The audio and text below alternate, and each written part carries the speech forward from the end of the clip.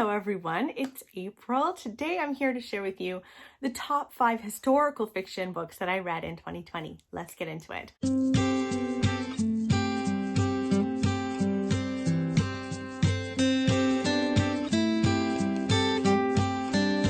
So I recently uploaded my top 10 favorite books of 2020, but I read like over 100 books in this last year, which is a lot. It's a lot.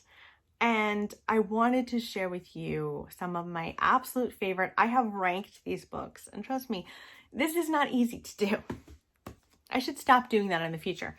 But I wanted to share with you the top 5 historical fiction books that I read. I will rank them for you. Let us dive right in with number 5. This is The Giver of Stars by Jojo Moyes. This is about a traveling library that is created in the 1930s. In the 1930s, Eleanor Roosevelt decided to create an initiative to improve literacy in the South, in the rural areas of the US. And we follow a group of women who otherwise would not have been brought together. Like, they're very, very different women. One of them is an elite woman who moved and married very quickly so that she could get away from a really kind of stagnant life that she was living. Another woman lives off the land. She, takes care of herself. Very different women who are all brought together because they all decide to become librarians, and they travel by horseback across this area in Kentucky, I think. Yeah, in Kentucky. And they bring books and talk to the people in this area. And many people are not glad that there are female librarians in particular. And it's about their relationships with one another. I really loved this. This is a story about friendship and women lifting women up. And I just devoured this. I didn't know that Jojo Moyes wrote historical fiction. I've gone on to buy a couple other historical fiction books by her because I just enjoyed it so much. Number 4 is a book that surprised me. This is Dear Mrs. Bird by A.J. Pierce. I thought this was going to be an incredibly fluffy World War II historical fiction book. It ended up having so much more depth to it. This is about a young woman named Emmeline, and Emmeline has wanted to become a journalist, a serious journalist who will help the war effort. And she's hired by a newspaper, and she's like, right, this is the beginning of my career. I'm going to help the war effort so much. And what she ends up doing is being hired to help with a ladies' column called Dear Mrs. Bird, and there is a real Mrs. Bird. So women mostly write into this column and ask all sorts of questions. Some of them are more serious in nature than others. And Mrs. Bird is very persnickety, and she mostly just passes people off, and she's very judgmental about the kinds of questions that come in and the kinds of questions she will answer. And Emmeline is just not having it. Emmeline thinks that Mrs. Bird is doing a terrible job. And so she starts to write back to the people in secret as Mrs. Bird. And so I really thought that this was going to be quite fluffy, if I'm being honest.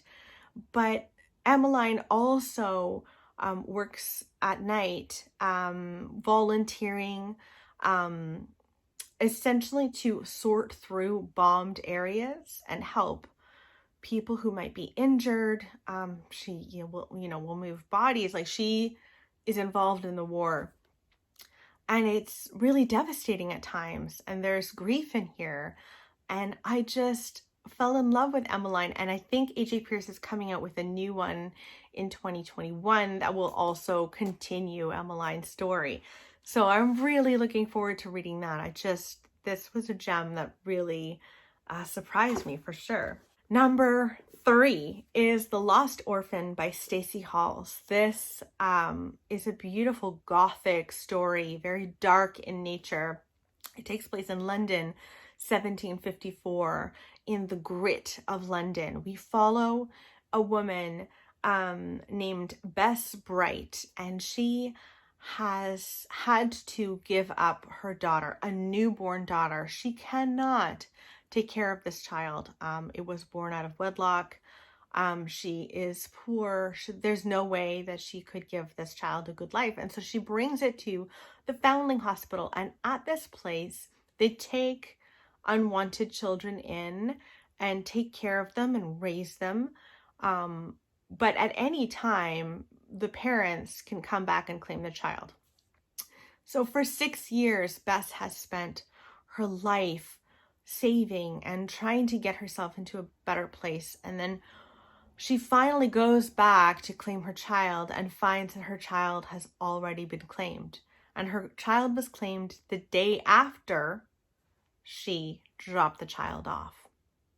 And by her own name. Anyway, I adored this book. I thought it was really gritty. And kind of spooky in moments. And I really fell in love with Stacey Halls. And then I went and read her first book, The Familiars. Really, really enjoyed it. That is for sure. Oh, and by the way, this is called The Foundling in the UK. Number 2 is As Bright as Heaven by Susan Meissner. This is the first Susan Meissner I'd read. And it will not be the last. I ran out and bought all of Susan Meissner's books. Kind of overdid it. Maybe except for one. In any case, this was just that impactful. And I cared so much about the characters. This is about a family living in Philadelphia when the Spanish flu breaks out. Now, I know a lot of people might struggle with reading about the Spanish flu right now when we're in a pandemic, but at the time, I think it was like March when I read this, and I just felt like it kind of helped me sort through my own emotions in a weird way. And this family has moved to Philadelphia fairly recently because they had lost their youngest son. He died and they're already grieving and they need a change of scenery. And boy, did they get one. They move and work with the husband's uncle who owns a funeral parlor. And then the Spanish flu breaks out and there are a lot of bodies at the door. And it's about how this family, even amidst their heartbreak, they're able to still show kindness and grace and help people. And I just fell in love with this family. They actually end up taking a child in who's orphaned by the Spanish flu. And they take him in and raise them as their own. And I just really loved them all so much. And I can't wait to read more by Susan Meissner. It's just so good. So that is As Bright as Heaven. And last but certainly not least is the #1 historical fiction book that I read in 2020. And that is Hamnet and Judith by Maggie O'Farrell. This was gorgeously written. It's Maggie O'Farrell, so no one's surprised by that. This follows Shakespeare's family. And in this book, Shakespeare's son, Hamnet, dies. You know that from the beginning. And you are following the lead up between, Shakespeare meeting Agnes, his wife, and them having all of these children. You follow the lead up to Hamnet's death, and then you follow just how they each fall apart in grief in their own way after his death. And it's about how people grieve differently and how grief can tear people apart and how grief can bring people together. And I just fell completely in love with this family. And it also broke me, at the end. I was crying so hard that I just kept crying. I had finished the book. I was still crying. It was beautiful. It was so beautiful. And Agnes is such a powerful female character against all odds. I really liked it. Please don't listen to this on audio. The audiobook was terrible. I started it on audio and I wasn't liking the book. As soon as I moved to it in its physical form, I loved it. Like, it's now my top favorite historical fiction of the year. So just a warning there, but oh my goodness, so gorgeous. Those are the best historical fiction books that I read in 2020.